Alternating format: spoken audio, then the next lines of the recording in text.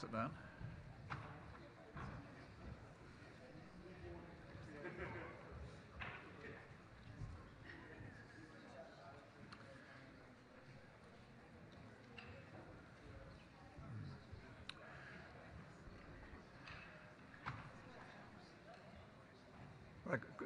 Good evening, everyone, and welcome to this session on inequality.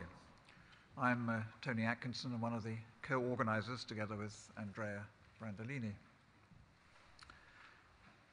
This session is one of the ones forming part of the 125th celebrations, and goes back to 1920. To an article written by Hugh Dalton. Now, Hugh Dalton is, I believe, the only Chancellor of the Exchequer to have had a PhD in economics. So if you're thinking about career choices, then it may not be a sure route. Gordon Brown did have a PhD, but it was in history. And Gordon Brown has not published in the Economic Journal as yet. But Hugh Dalton did, and that's the reason we're here this afternoon, to celebrate his article on the measurement of inequality of incomes. It was published in 1920, the same year as he produced a masterly book with the modest title, Some Aspects of the Inequality of Incomes in Modern Communities. In his memoirs, which he wrote later, obviously, he was rather less modest, and he described the article as follows. He said it was a rather ingenious piece of writing with algebraical and differential decorations, and drawing attention to some elegant theorems of little-known Italian economists. And the Italian connection is important, since, in fact, many of the contributions that have been made to this subject at that time had been made by Italian statisticians, and therefore it is appropriate that the article commenting on Dalton should be an Anglo-Italian collaboration between Andrea and myself. And in fact, the first person to comment on Dalton's article was indeed Corrado Gini, whose 1921 comment underlined the point that Dalton was adopting a significantly different approach. It was a welfare-based approach, in contrast to the Italian writers on inequality before, whose measures could be applied quite generally. As he himself said, it could be applied to demographic, anatomical, physiological characteristics, and indeed I think he was interested in things like the distribution of fishes in lakes. But Dalton was concerned with measuring inequality from an economic perspective, and saw his measure as being based on social welfare, which at that time was thought to be captured by a utilitarian social welfare function. And he, together with Pigou, are the real pioneers of this welfare-based approach to measuring inequality. And I think it's right that one of the key concepts, that of an equalizing, mean-preserving transfer of income, should be known today as a Pigou-Dalton transfer. But otherwise, Dalton's article was largely neglected. As far as we can reckon, in his lifetime, it received fewer than a dozen citations. And he went on to live till 1962, I think. He wouldn't have done very well in the research excellence framework. And I'm somewhat puzzled how he got tenure at the LSE on that basis. It took, in fact, some 50 years for his contribution to be really appreciated. And since then, there's been an explosion of citations. Indeed, since we wrote the article for the Economic Journal, it's had a further 120 citations in less than a year. And this work, which has grown out of his article, has taken the subject in many different directions and developed it very significantly. And in the paper which we wrote, we've tried to summarize at least some of those key developments. But we're not going to present our paper here. Rather, the purpose is to hear 4 other speakers to talk about their current research on the frontiers of the subject. And in a way, one thing perhaps that links them is that they follow on in a natural way from the original Dalton article, which ended with a plea for improvement in statistical information, because I think the only numbers in his article were page numbers or numbers of diagrams. And of course, that's been one of the great changes since then. The statistical agencies, the economics profession, have added enormously to the empirical side of measuring inequality. And the papers we're going to hear are, I think, since characterized by combining an analysis of the underlying concepts, which was Dalton's focus, with the empirical implementation, taking these two things as part of an important part of the process of understanding inequality. So that's what we're going to be hearing. I'm going to leave, they've got a lot to say, and I'm going to leave the difficult task of making sure it happens within the allotted time to my co-organizer, Andrea, who's going to chair the session.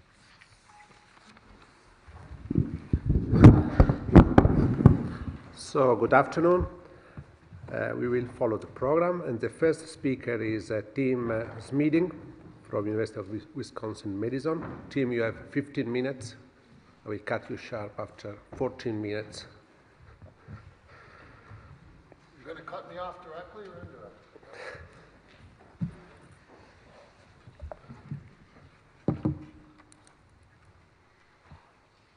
Hi, everyone. First of all, I want to thank my good friends, the organizers, for inviting me to come and speak with such a great panel. It's nice to be in Manchester for the first time and in the Royal Economic Society meetings for the first time so far.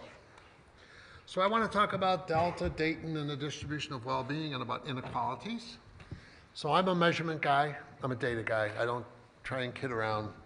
Talk to Stephen, there are a lot of really good people, Sabina, who really understand more about the theory of what's going on. Dalton had a little data, but great ideas, and so this is about data and what it tells us. I want to try and make 4 points. I may not get all the way to the last one, but the original Tony and Andrea said talk about what's happening in trends in rich countries, then talk about multiple inequalities. I'll do that. And then a little more on data and its availability and the future.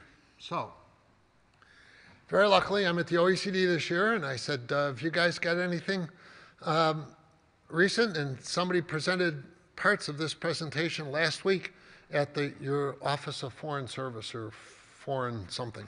Anyway, so even the little British flags are in there. So this is what's happened. The gap has widened since the 1980s. It increased during both the recession and the boom periods.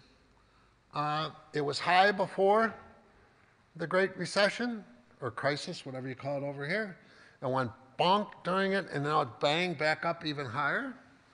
The capture of a large share of income growth at the top has affected both consumption and wealth accumulation, individually and in the aggregate.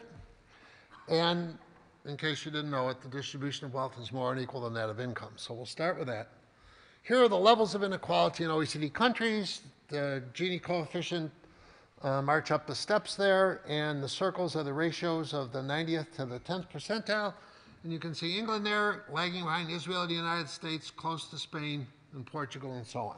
So this is essentially this is the picture we get every time we look at it. Now here's some trends, and we've only picked out a few countries, but it's pretty interesting. If you believed in regression to the mean, you don't believe in the United States, which has always been the most unequal, and we still are. I want you to know, and we're going up fast. You guys, after a period of lagging, are catching up to us. The whole OECD is going up. The Germans are looking at it. And the biggest increase in inequality since around 1990 is Sweden. Yes, the Swedes. So that might be regression to the mean.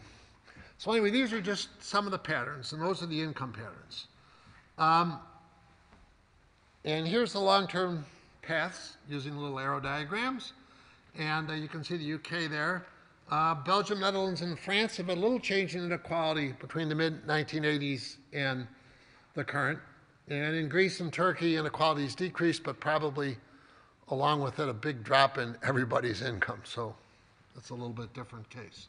But anyway, you can see things marching on.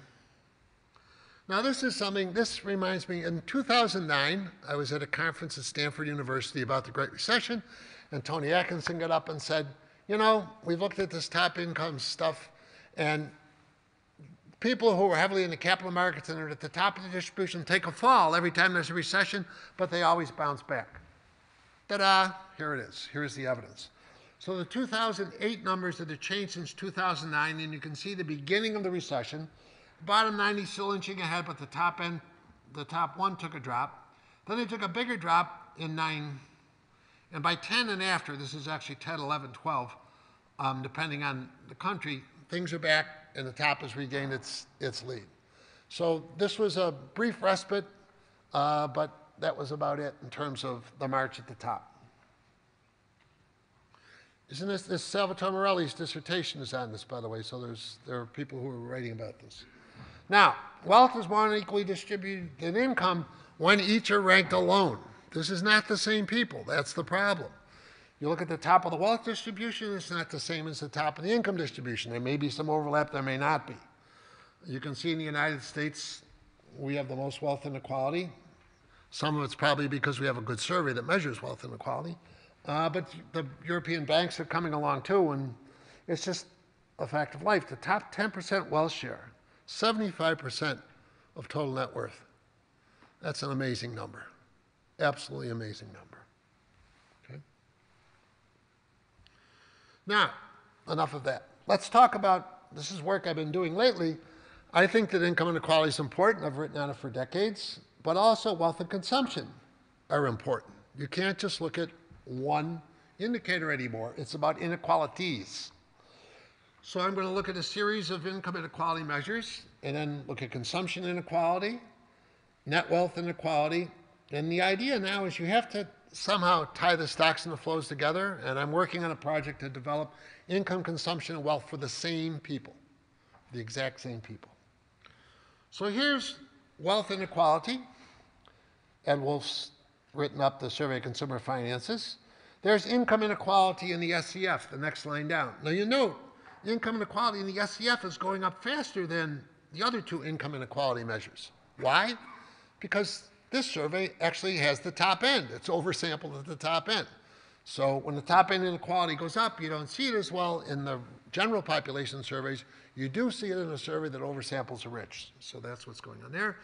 Some work that I've done on consumption inequality, and Orazio must be out there somewhere maybe, work that he's done with the PSID. So these are all on the way up in the United States. Okay. We need all three. Capacity to consume, I think, is the most important one, especially for the sorts of work that I do that follows after Dalton. Theory-bound economists, even if it's hard to measure, consumption is what it's all about. Let's look at consumption inequality. How much do people actually consume? And then wealth, of course, is a stock measure. It's not a flow measure. And it's a value at a point in time, but it gives you insurance, sources for transfers in vivos, and at the end of life. And somehow you have to find a way to meld the stocks and the flows. That's sort of what I'm trying to do in this project. So in the US, if you line people up by their income percentile, you can see that consumption exceeds income to the 35th percentile in the United States. That's pretty hot. And you can see the wealth-to-income ratio rises too. So how are these connected? How can we put these together is essentially what we're trying to do. So I'm just going to give you one quick picture of something, and then we'll go from there. I'm just going to say who lies where in the overall distribution of consumption, income, and wealth. I'm going to look at three groups that we really care about: the elderly, children, and adults. Mainly the elderly and children. We're going to look at the whole population. When I'm done is in each of these dimensions of well-being, we've ranked everybody from the bottom to the top, and there are 20% of all persons in each quintile. But if you look at groups, you see things very different, okay? And then we're going to go on. The next thing is how does wealth as well as income affect consumption and real well-being. That's the work we're doing this summer. So I'm going to look at children. Their parents are living with them, or that's where they get their income and wealth from. Childless adults and elders. And it says here what I'm going to do next. But here, look at the income. Look at the left-hand side first, okay? If you're over 20%, you're overrepresented. If you're under 20%, you're underrepresented. And the elderly don't look very good in terms of income. Children look like they're not doing too well, and adults have a little drop from the bottom, which is mainly single people who who don't earn a lot, all the way to couples at the top. But look what happens when you look at consumption. All of a sudden, the elderly have moved to the other end of the distribution. Children are much worse off. Adults are better off. And why? Because of wealth. That's why, because there's a lot of consumption out of wealth. And it isn't just age-related. We're factoring age out. But this grabs you. So if you think children are poorly off in terms of income, in terms of consumption and wealth, they're even worse off. And they're amassed more at the bottom of the distributions. This is just a quick look at the demography. Okay? Now, topic 3. In 1997, at this meeting, the presidential address was by Tony, and it said, let's bring income distribution in from the cold. We did. We took it from the cold and we put it in the microwave, and we pushed the button on 5 minutes. Because right now, it is such a hot political issue that data repositories are having a hard time actually getting data on it from countries. The Swedes don't give their data to lists anymore. The Japanese won't give their data to OECD anymore. Somebody talked at lunch about canceling wealth surveys, not funding them. There's a private foundation apparently is going to be funding wealth surveys here. So the idea is, instead of looking at the evidence and considering the evidence, let's get rid of the evidence. And unfortunately, I hope that's just a blip. Finally, I'm going to talk about the future.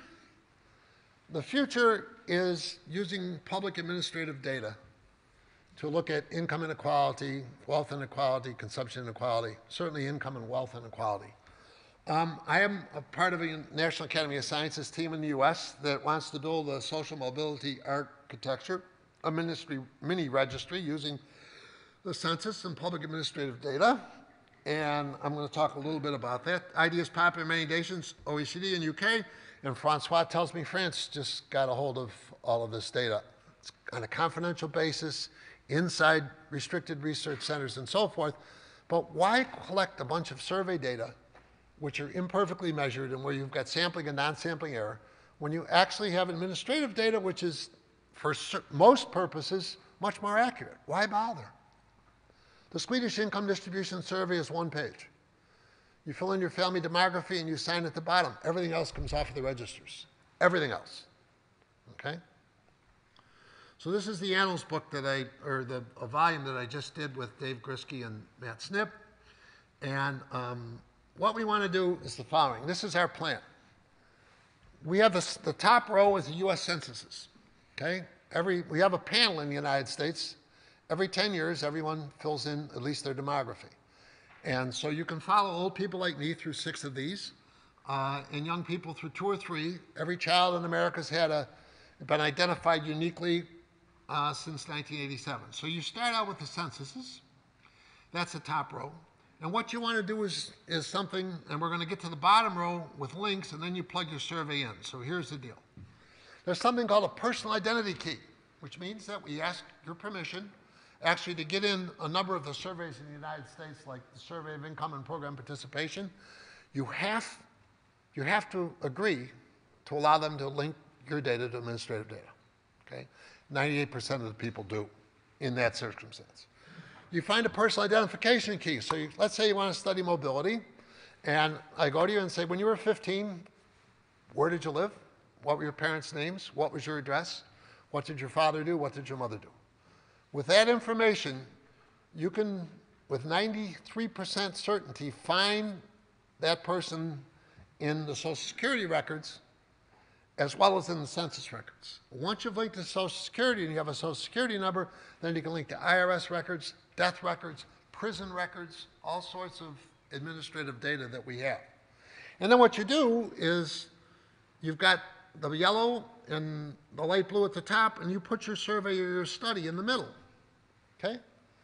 You want to study mobility. Social mobility is studied by taking a sample of people who grew up in the 1960s and following them and following their kids grow up. Well, in America, that misses 40 million immigrants.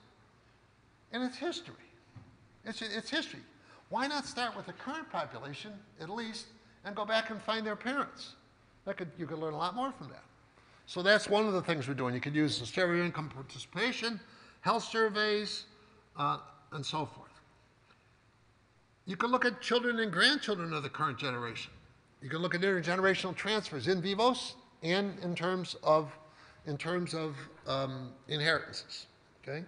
You can take an older sample of any treatment and find the outcomes. Jim Heckman, we have to keep them down. Relax, Jim. Take it easy. Take it easy. Because you can take any treatment that happened, and if you can find, you identify the people and where they were and watch them grow up, you can find out what the long-term impacts were.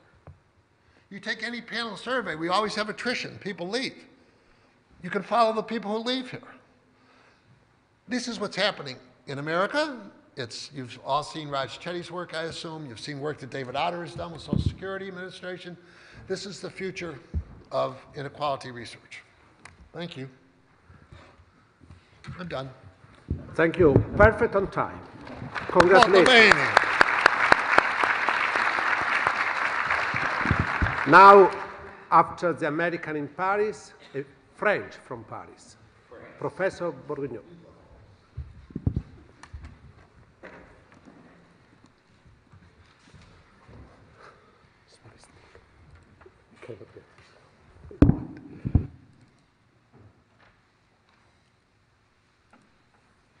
Okay, it is not a Parisian in New York. It is a Parisian in the UK, and thank you very much for the organizers for inviting me to this very impressive panel. Tim just talked about inequality, various types of inequalities in various countries in the world. I will talk about another type of inequality, which is inequality at the global level. And what do we mean by that? We mean inequality among all the inhabitants of this planet. There's been a lot of literature over the last 20 years trying to measure this level of inequality, which of course is much bigger, much higher than what we observe at the country level, because we are adding the inequalities that do exist within countries with inequalities that do exist between countries. And there is some debate about this literature, if I'm able to, this may be the thing. No. This will be discounted for my time, no? Press B on the keyboard, Francois. What? Press B on the keyboard. B. Okay, and now, yeah. There is a lot of debate, but those slides are maybe a bit too long. So let me summarize very quickly what this is about. One debate is about statistics to some extent. Is it the case that global inequality is increasing, as some people think it does, or is it decreasing, or is it remaining constant? This is one type of debate. Another part of the debate is, why do we care about global inequality? After all, and this is what we just heard, people care about inequality around them, in the country they live, maybe in neighboring countries, but they may not be really caring very much about inequality in remote countries. And these are the two questions I would like to look at. I would like to say something about what we know about the evolution of inequality at the global level between 1990 and 2010, almost the last 20 years, when we put together the various methodological approaches to measuring global inequality. And on the other hand, I would like to say a few words about the way in which we could try to measure inequality, taking into account the fact that there is some asymmetry between comparing oneself with neighbors and comparing oneself with people who are living on the other side of the planet. So let me say first a few words about the evolution of global inequality between 1990 and 2010. Part of the debate is really about the quality of the data, and this is really adding to what Tim just said. We definitely need better data, and when we look at global inequality, of course, we consider data on distributions which come from developed countries and which are very often of a rather good quality, and data coming from household surveys in developing countries, which may not always be of the same quality.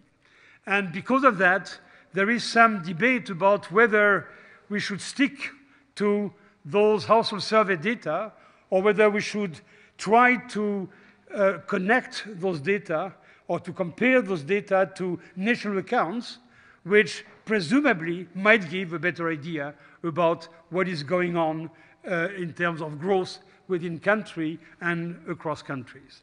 And part of the debate is about this. Other part of the debate is about the way in which we compare incomes or purchasing power between various countries. And from that point of view, there is this program called ICP, the International Comparison Program, which compares prices among all countries in the world. And it happened that the various waves of this program are not completely comparable. And lately, we just got the result of the 2011 wave, which make a lot of differences when we compare them with the 2005 wave. And again, this is a methodological issue. So here the point is trying to see whether when we put together all those possible the alternative estimates of global inequality, what do we find? Do we find something which is convergent, or do we find big differences? And let me go directly to the results, which I think is quite interesting in the following sense. Here you have three alternatives about measuring global inequality. In the first case, for a sample of countries which represent more or less 95% of the global population, the top curve is using directly the result of household surveys, and find that inequality is indeed very high. The Gini coefficient is 0.74, which is much higher than what we know at the country level. And we see that it is declining slowly first, and then much more quickly during the 2000s. The second curve from the top is what we get when we normalize country figures by national accounts and by the household consumption expenditure per capita at the national account level. So that we are to some extent getting rid of differences or mistakes or errors which may be in the surveys. And what you see that inequality is much lower, which might be consistent with the idea that there are measurement errors in the household surveys. But what is important is that the evolution is the same. A slow decrease at the beginning and the acceleration in the 2000s. And the last curve is what we obtain when, instead of normalizing by household consumption expenditure per capita, we normalize by GDP per capita, something that several people, including myself, have done. And again, we see that there is a big difference in terms of the level, but the evolution is more or less the same. And playing around with other assumptions, playing around with differences in purchasing power parities from the ICP 2011 and the ICP 2005, we find exactly the same kind of result, which is big differences in terms of levels, but the evolution seems to converge to the idea that inequality is decreasing over time. And at least over the last decade, certainly over the last 20 years, probably so. So this is the first point I wanted to make in this presentation. The second point is about the way we measure global inequality. And I would like to come back to this idea that there may be some asymmetry between comparing oneself with neighbors and comparing oneself with other people in the planet. And if we believe that neighbors matter more than people on the other side of the globe, then the standard way in which we measure inequality at the global level is not satisfactory, because we are giving the same weight to everybody. And it is worth considering alternatives to this kind of approach.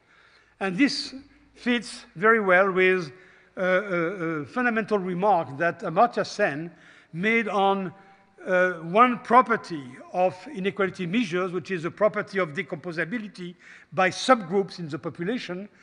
Sen said, I'm not sure I understand why do we want this kind of decomposability, simply because, again, inequality is being defined by people comparing themselves to their likes rather than comparing themselves to the universe. And what I'm exploring in this paper is an alternative to that. And the idea is to define distance-sensitive inequality measure in the following way. I define the distance between two people, I and j, anywhere in the world, as dij, and I want to take into account the fact that in measuring inequality, some comparison matter more than others. Maybe dij is bigger for people living in the same countries, two people in the same country, and much smaller, maybe 0, for people between one individual and people living in other countries, or maybe it is something completely different. Now, is it possible to define inequality in that way? And this is what I'm exploring here. And because this session was devoted to Dalton and Gini, I thought that it would be a good idea to try to see the way in which we can generalize the Gini coefficient using this distance concept. One expression of the Gini coefficient is the mean, or exactly half, of the mean absolute difference between the income of all possible pairs of individuals in the population. This is one standard definition of expression of the Gini. Here we have exactly that. The only thing we do, we add this dij, weighting the absolute difference between two individuals, in the income of the two individuals, by this weight dij. And so this is a very simple generalization of the Gini, and we'll see in just a moment the implication of that generalization.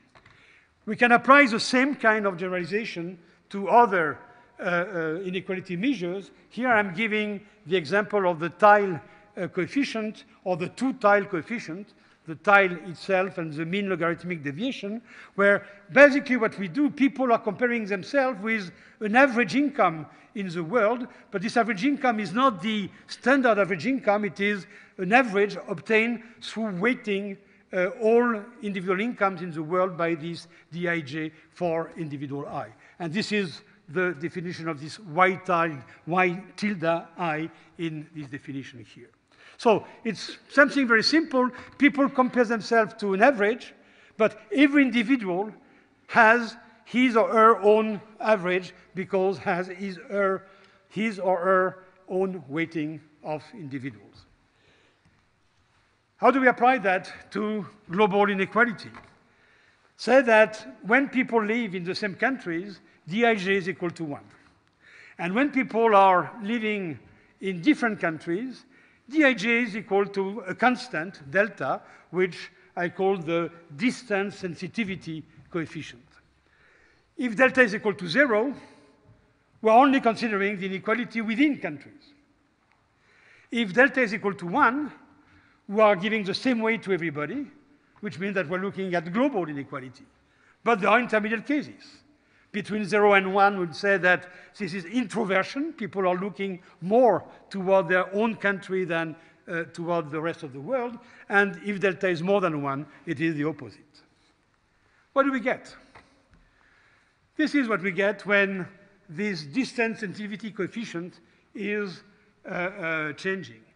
It goes here from 0 to 1. I could have gone beyond 1. And what we have the curve corresponding to inequality with these different coefficients for the various years.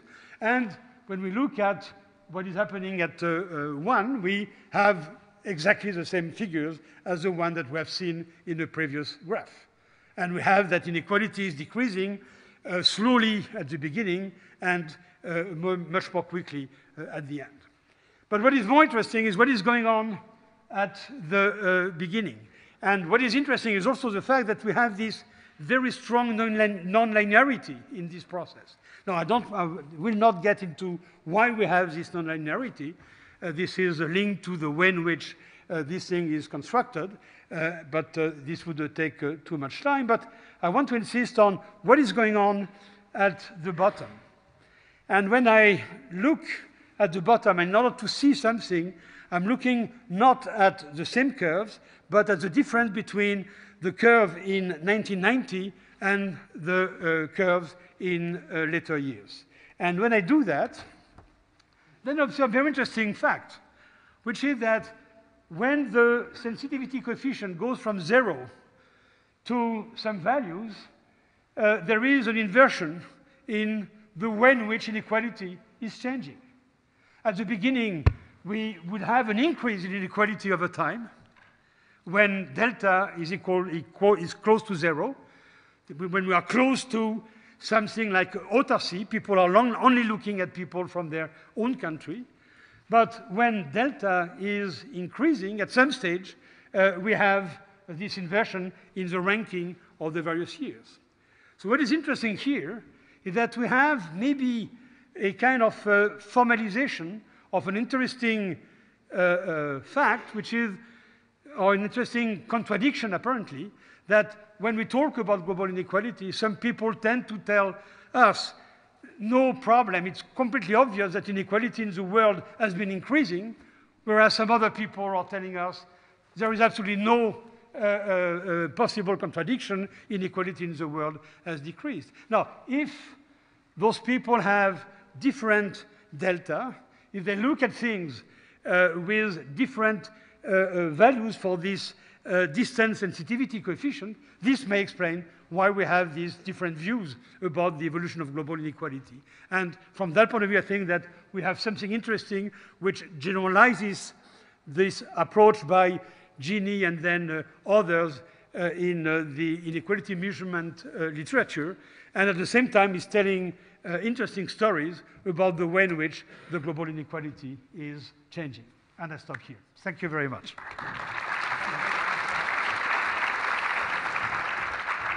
Now, since this is a distance-sensitive chair, the next speaker is from New Zealand, even if temporarily. Okay, we lost the cricket, I know. Professor Jenkins, will you talk about spaghetti? Maybe. So thank you very much, Tony and Andrea, for inviting me. It's a pleasure, real pleasure to be here. I'm going to talk about income mobility. So this is the first of two talks where we're adding dimensions to the things that we've heard so far. So Sabina, who's going after me, is going to be talking about adding non-income dimensions to income, whereas I'm sticking with income, but I'm adding the dimensions over time. But before that, but given that we were having a Dalton and Gini session, I just thought I'd exploit some Dalton connections and make a few links with the sort of things we're about to hear. The first one, of course, is to claim the institutional affiliation. No, I'm certainly not going to go into politics like Dalton did.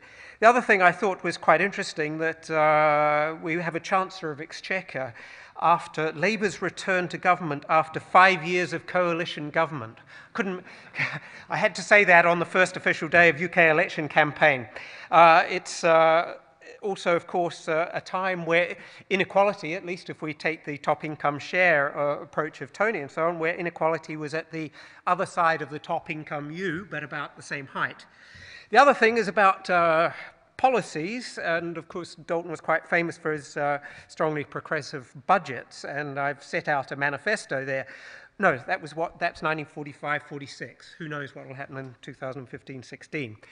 But that takes us on to his book that Tony referred to, and I looked at the 1925 edition, and Tony referred already to the Pigou-Dalton condition, which linked mean preserving progressive transfers and inequality reduction, and it's the article that's reproduced in the conference volume in your pack. But as a lead from what I'm going to talk about, I also note that later in the book, he's also got discussion, or rather earlier, because the other thing's an appendix in the book, he actually talked about equality of opportunity as well in chapters on justice and inequality, and I've just taken a little extract from from that there on the side. There are actually chapters later on where he talks about education as an equalizer, and he's actually got 4 chapters on inheritance, certainly of wealth rather than income, but I'm going to talk about income. So what am I talking about? It's the longitudinal perspective on the income distribution to complement the standard cross-sectional one. So I'm going to be talking about where we're following the same individuals over time, and we can link their earnings or their income at these different points of time. This is not repeated cross-sections with different people in the snapshot at each time. Mobility, whatever that is, I'm going to be talking about it, rather than inequality, poverty, or real income. So we're talking about the issues of how you summarize and compare joint distributions rather than a series of marginal distributions. And I'm going to argue that it's complicated stuff. But to try and save time, I'm going to talk rather ambitiously about both intergenerational mobility and intra-generational mobility. So the difference between mobility between generations, sometimes referred to as social mobility, and also within generation mobility over the life course. And as instructed, I'm going to look backwards first of all, and then forwards thereafter. So first of all, looking forward, the first point I guess I would make is that we're certainly very sure now that mobility is intrinsically much more complicated than inequality. No big surprises there, folks. We've got multiple dimensions. They're harder to summarize and compare. So what I've done is put on the left-hand side down here a series of 4 different mobility types. And we've certainly learned how to distinguish them. As Gary Fields has referred to, multifaceted aspects of inequality. There's relative mobility, or positional, rank, or exchange mobility. And it's important to note this. I mean, one thing about if we're only looking at pitch swaps and positions is that not everyone can be upwardly mobile, which is a thing that politicians who talk about social mobility often forget. When we think about the normative assessment of this, it's typically associating the sort of relative mobility, exchange mobility, in terms of the degree to which destinations are associated with origins. And people talk about equality of opportunity, or EOP, as I've talked about there. More independence from origins associated with greater equality of opportunity. Within generations, exactly the same idea. Think about if there's if poverty persistence goes down, this is a good thing, similarly. But alongside this, there's also what sociologists would call structural mobility, or I might call absolute mobility, or individual level income growth. And if you look at it from a person point of view, clearly each person's income may go up over time, or it may go down over time. So it then, whether or not overall mobility is improving or going down, depends how you sum up, how you aggregate across individuals with your social evaluation function. So mobility is not necessarily a good thing here. It depends how we sum it up.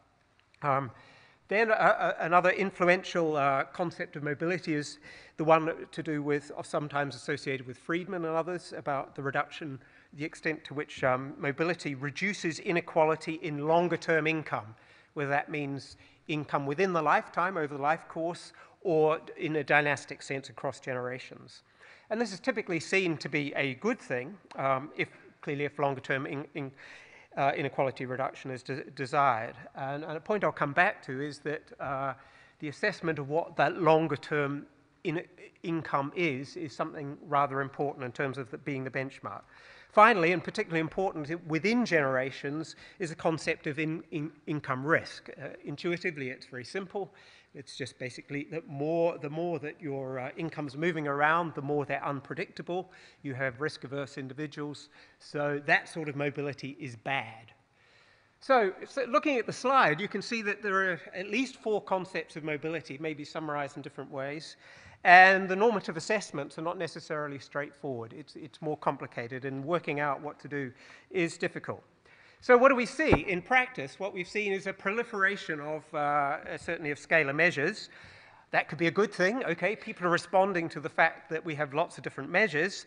The bad thing is we have a proliferation of measures, and people forget what particular mobility concepts there are. And I think the normative associations with many of the different measures are sometimes forgotten. And one of my current bugbears is to do with the way in which the intergenerational mobility literature focuses on the intergenerational earnings elasticity, sometimes called beta, as the one single summary measure of immobility in, well, it's referred to as income mobility, but it's typically, in fact, earnings mobility. So that is, you run a double log regression, the log of the son's earnings on the log of the father's earnings, and the slope coefficient there is the summary measure. This is, it's particularly problematic because it's mixing up both relative and absolute concerns. And this is an issue if you're really focusing on equality of opportunity, then which is to do with the way in which it's normally formulated, that's to do with relative mobility. You want to get these things separated out. Another issue is that the welfare implications of these different mobility changes has not been particularly well developed in the same way that it has in inequality. There's certainly been pioneering papers, and the key authors are here. Tony and Francois have written great stuff on multidimensional income distributions and followed them up, Francois more recently in the Journal of Economic Inequality and Review of Income and Wealth, for example. And also, there is, by the way, a Dalton connection here, because there is a multivariate, or more specifically, bivariate generalization of the Hugh-Dalton condition related to the correlation increasing transfers, which are effectively referring to greater diagonality within matrices. And just as you can link Hugh-Dalton transfers with dominance conditions, configurations of Lorenz curves, there are multivariate, multidimensional analogs there. But this is just about where we're at, apart from some other articles by, for example, Gottschalk and Spogliari adding in some income risk aspects in the welfare aspect, and Valentino Dardanoni taking another take on it. But we should also know that with the evaluations, and there, for example, in Tony and Francois' approach, it's certainly, although relevant to the evaluations of pure positional change mobility, the welfare function is actually primarily sensitive to mobility of reversals, that is movement per se, rather than origin independence. So there's stuff to be done there. What else has happened? Well, I put on the heading up there, much more longitudinal data, and I realized as I was sitting there, that if we're talking about since Dalton's time, it actually should be some longitudinal data have appeared in a way that didn't exist before. So ever since the panel study of income dynamics in 1968, German panel 84, British panel 1991, Australia, and so on, there have been multiple household panel studies where people's incomes are tracked year by year over time. And there is, at the same time, linked administrative record data, either derived from tax administration or the Social Security contribution records, particularly in Nordic countries, but as you heard from Tim, much more in the US now, and of course don't forget Germany, who has also actually opened up a lot in this. So that gives us a lot of data about within generation changes in incomes, where however the panels are relatively short. The PRCD is clearly quite long, but that's an exception relative to the others. Put it another way, it's very rare to cover the whole of the life course. For across-generation research, we have the same stuff. We have those household panel surveys, but as they mature, get longer and longer, then the children of original sample respondents are in there, and we can link earnings and income in 2 generations. You can also do it by going back to a follow-up survey, for example, as the follow-up survey of the respondents to Roundtree's poverty survey in 1950, a study led by Tony and others. There's also, of course, administrative record data, and a particular UK speciality is long-running birth cohort studies like for example, the 1958 and the 1970 birth cohorts. And there's been more recent stuff by, for example, Clark and others using rare names. But the most common stuff is the ones I've got there, the survey and administrative record stuff. And what do we find? I haven't got a fancy picture, but I'll refer to one.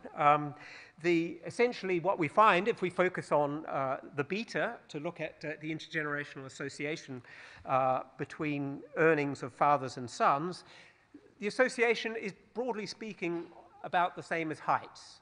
Very old Galtonian idea in terms of regression to the mean. And that may surprise some people. Broad magnitude, clearly there's argument about the differences, but put another way, it's certainly not zero, and nor is it at the other extreme, not determined. More intriguing, and the thing that has caught everybody's eye, certainly politicians, is the so-called Great Gatsby curve. This is essentially a curve drawn by Miles Korak, who used to be at Statistics Canada, which plots this beta coefficient, so the degree of internet earnings immobility against current income inequality, and typically finds that essentially the countries with the least mobility are those with the greatest cross-sectional inequality. And that gives us the so-called Great Gatsby curve, as christened by Alan Kruger. So that's one of the key findings about the notions of patterns. If we look within generations, perhaps not surprising to you now, and given we've had a number of years of these studies, is that whichever of those countries you look at, from the US to Germany to the UK, Australia, whatever, you will find that there is substantial year-to-year mobility changes in both earnings and income. Most of these are short-distance moves rather than long-distance ones. It's a bit like people being attached by a tether in the earnings hierarchy, attached by a rubber band, and from one year to the next, people move around, jump a bit, but they don't go all the way to the top. There are very few X-factor winners that take you all the way up, so not a lot of changes. And this is not just measurement error. This has a really important policy implication, that it basically means that many more are touched by poverty over a period than a cross-sectional sample suggests. So there is turnover among the poor, and this is a lesson that I think many politicians forget. So quickly, just thinking about looking forward, I just want to refer to some issues. Basically, first of all, is the role of longitudinal income averaging. Basically, across generation, this literature, this is used a lot to remove transitory variation on the idea that it's just measurement error. The within generation literature uses it to produce an estimate of permanent income when assessing mobility as inequality reduction. So this is this benchmark, which is done by just simply averaging or discounted averaging over time. But this raises really important issues about measurement error and whether the errors or what we're seeing is just classical, as typically assumed. More fundamentally, the reference point assumes or relies on the assumption, often implicitly, that people are actually able to smooth their income forwards and back, and that their ability doesn't vary with the income level. So that's one thing I think we need to look at. I've already given you this idea that we should move away from looking at beta, take more sophisticated looks, use more rank-based measures. We should also have more studies of absolute mobility, particularly important in times, I think, when real income levels are falling, and there's discussions about whether or not this generation's children are going to be the first for which the real income levels are going to be lower than that of their parents. More generally, we need more measures of income trajectories. That is, typically we're often summarizing bivariate distributions, but we want income flows through the life course, tracking people over time. And this is what Andrea was referring to as spaghetti. That is, in real life, people's income trajectories do look like spaghetti. So we should develop methods to look at them. Tim has already anticipated my point to some extent about longitudinal data, but I want to emphasize some other things as well. We need more data going for more time periods so we can say something about mobility trends, and there's remarkably little information about mobility trends. Those of you in the UK environment will know that, but all the stuff that's here about social mobility falling from the income point of view might not realize that it's only based on 2 time points, and to me, saying that there's a trend based on 2 time points is not particularly good. So we need more data there. We need longer panels to look at more complex patterns, both within and across generations. We need more fine-grained looks to look at incomes from week to week, from month to month, to see what's actually happening and whether or not people can smooth their income.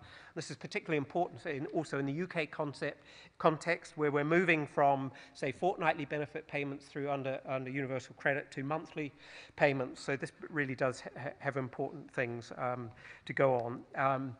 Tim talked about administrative data as providing terrific new possibilities. He gave you all the good news. Administrative data are not perfect, and a lot of the demography is just simply is not in there. If you're outside the Nordic countries, the ability to link registers is not as great as you say, and so on. And what you were talking about, Tim, is still a pipe dream. I like the dream, but let's not go there. And finally, I'll just say we want different approaches in the sense that moving away from the focus on men and the focus on labor earnings, I think we need to look at persistence and material well-being, after all, particularly in the intergenerational context, the extent we're getting better off. So let's bring women back into the picture. That means we need to develop methods that need to handle the zeros, what happens when people don't have earnings. And by the way, that's quite important for men too. We just don't say so much about it. We also need to, of course, then, when we talk about income, talk about demography, the extent to which men and women get together and equivalent scales and so on. We also need to then also to build models of this stuff, go beyond just summary measures. And there's been nice starts by this.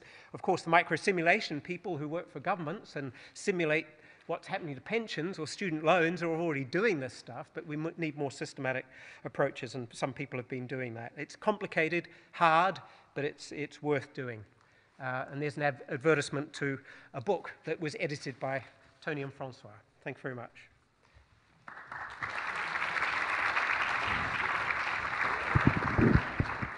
Tim, is this your final? So, and now if you are fed up with income, we move through different dimensions of well-being, and Lady Multidimensionality, Sabina Alkire from Oxford.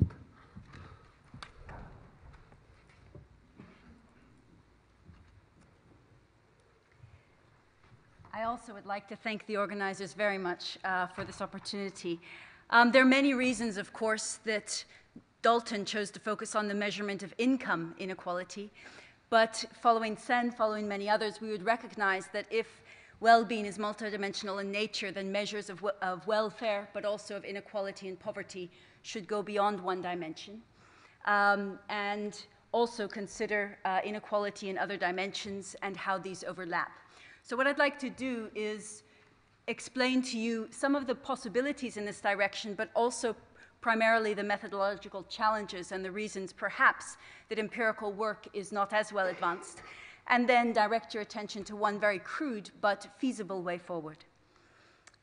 So in the multidimensional space, in a sense, and Steve already mentioned it a bit, there are two interesting forms of inequality. One, the mean preserving transfer, progressive transfer, that Dalton and Bourguignon spoke about, which will look within perhaps non-income dimensions at their distribution, but then also at correlation sensitivity or positive associations between dimensions, where there are overlapping inequalities, overlapping deprivations that the same person would experience.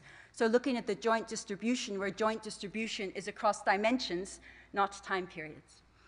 So these are, in a sense, fundamentally different types of inequality, and both are of interest when it comes to measurement.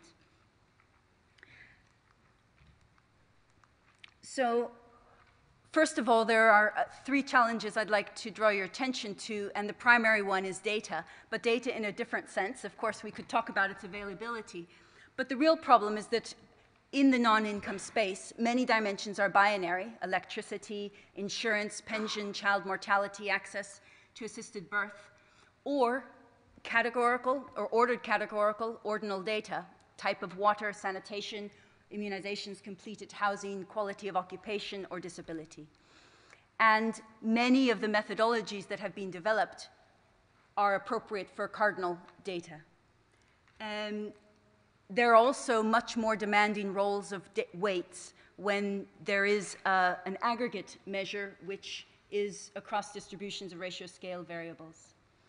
And then there would also be, in a sense, requirements that a resulting inequality measure that was multidimensional have policy relevance and so satisfy certain properties, perhaps not subgroup decomposability, but we could talk about that, but perhaps some others. So let me give you an example of perhaps the most common but perhaps a bit flawed approaches, which is the Inequality Adjusted Human Development Index, released in the year 2010 and reported annually in human development reports since its 20th anniversary of the Human Development Index. And it basically, for the 3 dimensions of health, education, and income, using microdata, it takes a geometric mean of the distribution with appropriate treatment to the lower and upper end, and adjusts the aggregate index of each of the 3 dimensions for inequality, and then takes a geometric mean across them. And so the inequality adjusted HDI uses life expectancy, years of schooling, and income or consumption measures, and the geometric mean across those to adjust the HDI for inequality. And it roughly is interpreted in an EDE sense as the potential HDI that reflects that level that, if it was assigned to all people, would produce the same social welfare. But in a sense, the IHDI forces the issue, because the natural 0 of life expectancy is not 0. It has to be above the age of reproduction. These are perhaps not ratio scale variables, at least in the space of functionings or capabilities. Years of schooling may not be a linear variable in that space. And also the weights, particularly on an aggregate adjusted welfare index, play a very demanding role, as Revalian, De Kanken, Lugo, and many others have drawn attention to, because they must govern trade-offs between any 2 points in the same distribution and across different dimensions. So the weights are quite difficult. This is a general problem across many of the measures of multidimensional inequality. And it also holds for second-order stochastic dominance comparisons. The IHDI obviously only looks at the Colm type of inequality, but there are measurement proposals which look at both. So a key challenge in the absence of cardinal data, when we do not have it, is how do we go beyond? So first of all, it is clearly possible to use the median in different ways. And Allison and Foster, for example, in a 2004 Journal of Health Inequality article, did a very, very simple exploration of finding the median person in a distribution, and then cutting the distribution in the middle, flipping the CDF, and looking at how far away people in the distribution pertaining to these different ordinal categories of the data are from the median. And they certainly have clear results if they can find first-order dominance in this kind of an approach. And there were many other explorations using, in a sense, similar approaches with ordinal data and the use of medians, but they tend to be on one dimension at a time and cannot yet perhaps go across dimensions.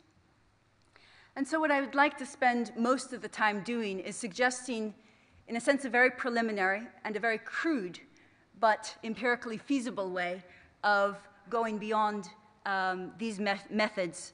And it draws on the counting approach, which has been widely used in more policy applications. It's a very crude approach, and I'll point out its difficulties, but perhaps it may be a starting point upon which others could improve. And it does focus only on the Atkinson Bourguignon types of inequalities, because the Colm type inequalities require a mean, and with ordinal data, you do not have that possibility. So for the time being, unfortunately, one sets that to the side and focuses on a different type. And so a counting approach bases an assessment of inequality on scores which reflect cross-dimensional attainments or deprivations. And we interpret those to convey meaningful information for each individual or household. These measures, in theory, could be applied society-wide, or, as I will show, applied to inequality among the poor. The same measurement approach, in a sense, applies.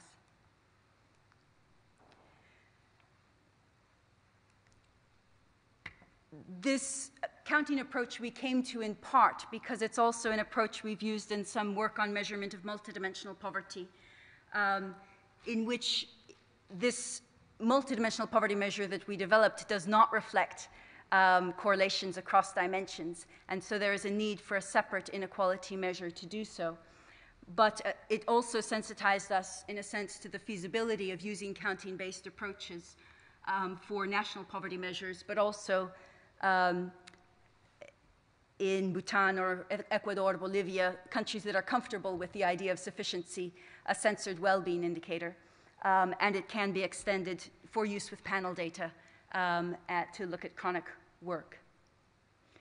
So let's consider an achievement matrix where the rows are persons. It could be persons to look at gender and age, or it could be households.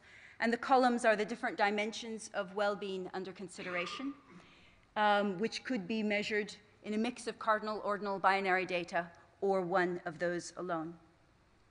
And then for each, we apply a set of cutoffs, which could be deprivation cutoffs, or they could be sufficiency cutoffs. But here we are going to dichotomize, and that is an objectionable step, but it's one that makes the resulting measure, in a sense, possible with ordinal data. It is also, following Bourguignon and Chakravarti, in a sense, a characteristic of multidimensional poverty measures. And so we can construct a matrix. You could either construct a deprivation matrix, in which each entry which falls strictly below the cutoff is given a 1, and each which is not deprived is given a 0. Or alternatively, construct an attainment matrix, which is the mirror, where each person who has attained a given level is denoted 1 and the others 0. In an equally weighted case, then, the counting approach very simply generates the vector of counts of the number of deprivations or the number of attainments. And it is that vector which then can be used to apply the inequality measures. So this is a very, very crude approach, but let's look at what's going on there. First of all, by dichotomizing the ordinal data around some vector of cutoffs, and of course one could choose different vectors of cutoffs to look at different parts of the distribution. One is creating measures that are robust to monotonic transformations of the underlying data and the cutoffs. And so it's a very first step towards bringing ordinal data into the conversation. The second is that the weights are now, in a sense, re-understood as values, and their only meaning is to denote the relative value of the presence or absence of this attainment. They are much less demanding, as it is simply the presence or absence which they consider. And normatively, it is these weights that create cardinal comparability across dimensions. So a weighted sum is interpreted as a cardinally meaningful variable. And so there's quite a concern in how these weights can be set and interpreted. And then empirically, as I mentioned, either deprivation or attainment scores could be used for society-wide inequality measures. But in fact, certainly in the data sets that we work with, the data would not be sufficiently possible. They would not enable us to distinguish adequately on the upper part of the distribution. So we'll just look at inequality among the pool. In order to do so, we set a cross-dimensional part of our cutoff and censor the deprivation to look only at people who have a certain number or proportion of deprivations. And we use that censored deprivation matrix for looking at inequality among the poor, as well as for any associated poverty measures. Using such a vector, then, of course, one could generate absolutely any unidimensional poverty measure, or inequality measure. We've also done how you generate different unidimensional poverty measures from it. So the Gini, the tile, the generalized entropy, variance, standard deviations. In the example, we will use a measure of variance, primarily because it's an absolute measure. It is exactly the same for attainments and for deprivations, and it also satisfies some interesting properties. It basically looks at the distance of each individual from the mean. And so these are the relevant properties that it satisfies. And we apply this on the global multidimensional poverty index, which is an index covering 10 weighted indicators in 3 dimensions, implemented for 110 countries, but we've only done inequality for 90 of them. And I'll give you 2 country examples and then a little bit of a bigger example. So this is the country of Haiti. We've banded together the deprivation scores. So you can see the people who have the high deprivations of 90% or above, 80% to 90%, and so on in 2 time periods. This is repeated cross-section data. And so you see the entire distribution, and those in this example who are deprived in 1/3 or more of the deprivations are identified as poor, and so will be used for an inequality measure. Focusing on them, what we can see is that between the 2 time periods visually, the deprivations among the poorest of the poor decreased quite sharply, and those among the less poor did not. And so using data from the demographic and health surveys between these 2 time periods, a variance measure of inequality among the poor shows a significant decrease. And one can analyze that decrease along with other movements of poverty. And also one can, because it is subgroup decomposable, one can look at changes of inequality among each of the different regions within Haiti, and also, if you wish, make a measure of subnational disparity. This is in contrast to an example in India, where there was hardly a change in inequality among the poor over a 6-year time period. And indeed, when we break it down by the subgroups of caste or religion, we find increases in the poorest groups, which are the red ones, and only a decrease in some of the southern states. So this is quite useful for giving very, very basic descriptive information, a starting point perhaps to other multidimensional measures. And as I mentioned, one can apply a whole spectrum of inequality measures. So these are the Gini, the tile, different forms of Atkinson, and generalized entropy for this vector for 90 countries. Very preliminary work, but just to summarize some of the main points. Although 2 types of inequality are relevant due to the data constrictions, and particularly the lack of ratio scale data for many non-income dimensions, other forms of measures may be useful for exploration at this point, and the counting approach as a very preliminary starting point perhaps may generate such a starting point. Thank you so much.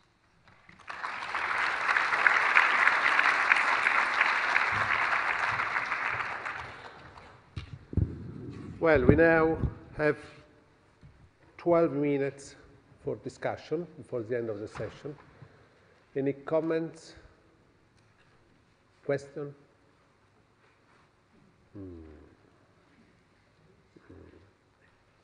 Well, while people...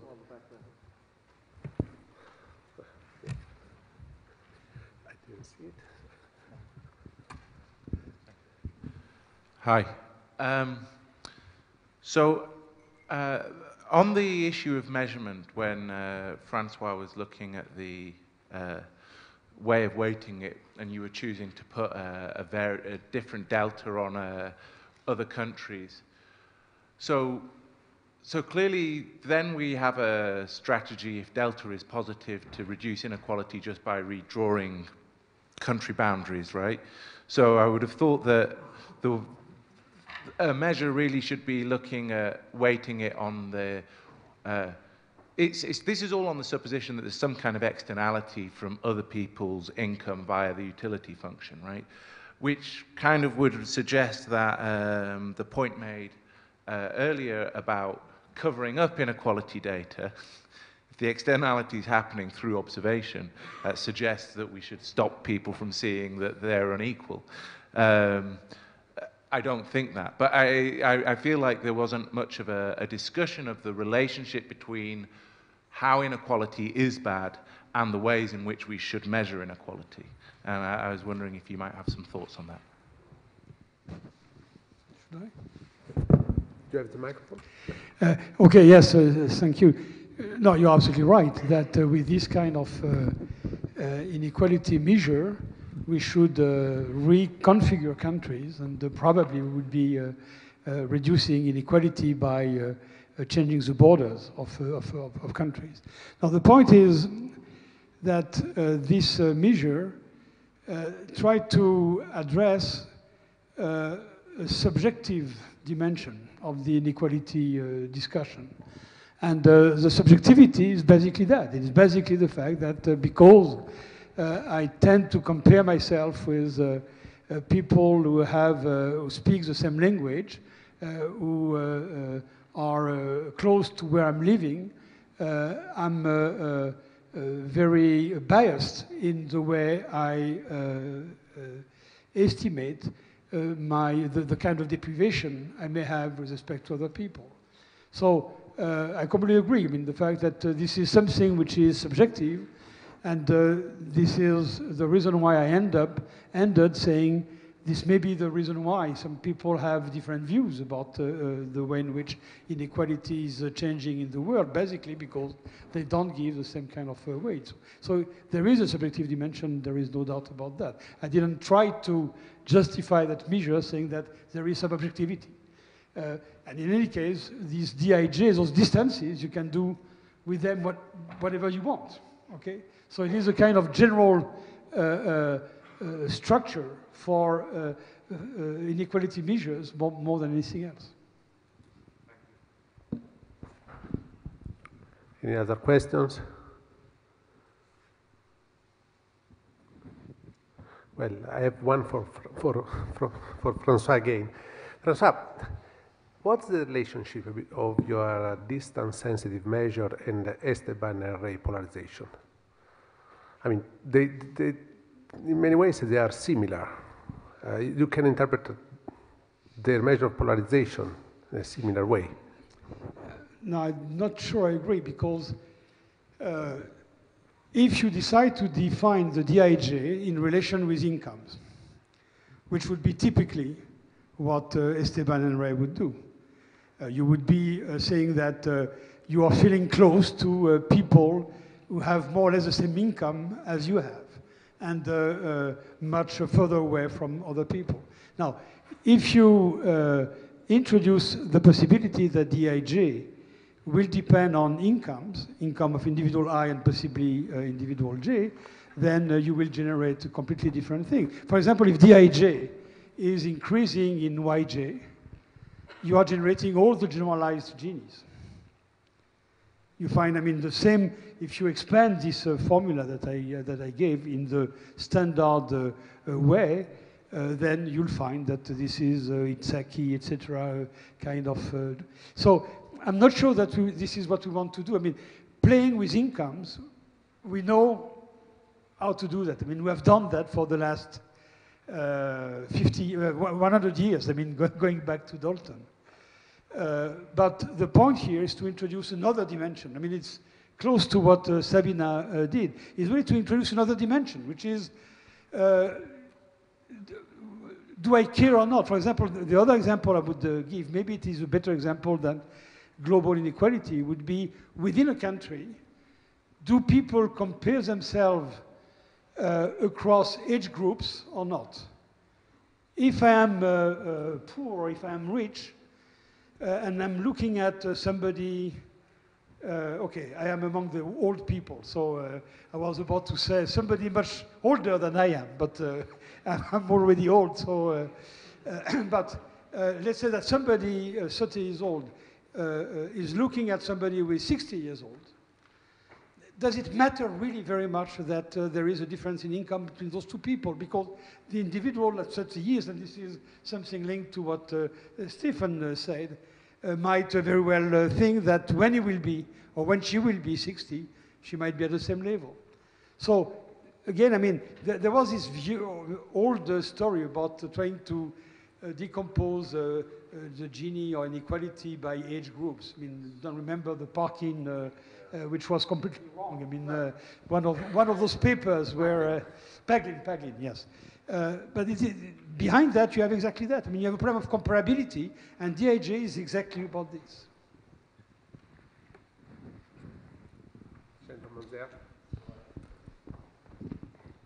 I have a question to Sabina. So if I got your approach correctly, you basically count the dimension in which a subject falls below a particular threshold, and then you say apply the Gini index on this distribution of counts. So, but this would suggest, as far as I understand, that suppose you obtain a distribution of counts which is 1 and 2, because you have only 2 subjects in your economy, gives the same level of deprivation as if you have the same 2 subjects, but with 2 and 4 dimensions of deprivation. Is this correct? So because, say, the Gini index is scale invariant. Yes, but if you are comparing, in a sense, equivalently configured counts, so every country having a count with the same indicators, the same number, then you could have comparability in a sense that, if you're comparing a measure that has 10 indicators, then it's more the comparisons of the countries with the same measures than the values that you're looking at.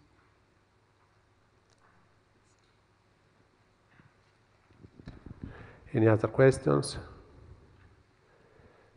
Well, the paper by Dalton ended with a plea for more data and statistical information. We have made huge advances in the last 50 years, or even more, the last 100 years. But all the talks told us that we need more and better data. We have seen many different analytical approaches and aspects still to be discussed and investigated. There is one thing that is missing from this presentation, discussion today about inequality, and that big part missing is policy. So I asked Tony to give the last 2 words. Oh, you have the microphone. Can we do anything? Tony? Well, I think Stephen brought out a rather important point, which was that Dalton became a politician. And I think that the government of the Attlee government of 1945 did demonstrate one could do things. So I think that although the part we live in a different world today, I think there are still lessons that can be learned from that period. So yes, I think it's well worth looking back at the 1945 manifesto and other issues that show that if you want to reduce inequality, whatever it is, and we've discussed quite a lot, then I certainly think there are ways in which that can be done. Thank you, Tony. And if you want answers, read the Tony book that is just outside on sale. Thank you very much. Thank you, everybody, for attending this.